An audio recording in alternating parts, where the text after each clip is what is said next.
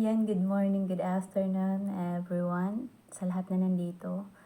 Especially sa magmamansari ngayon. Ayan, anak Atina and anak Jay. Happy first mansari to the both of you. May God bless you always. Magiging strong lang yung relation nyo kasama yung binubuo yung pamilya dito sa larangan ng imo. Ayan, magtiwala lang kayo sa bawat isa, kapit lang, magre-respetohan lang kayo.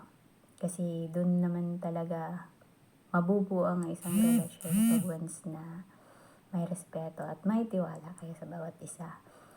Although, hindi man kayo magkapareho ng oras kasi nasa ibang bansa at sa Pinas or kung nasaan man si anak Jay, nasa sa inyo na yung dalawa kung paano nyo i-handle yung relasyon nyo.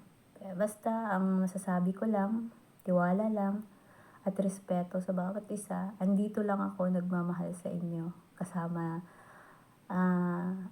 yung mga anak nyo na apo ko. I love you to the both of you mga anak ko and wish you all the best and sana magiging masaya kayo palagi.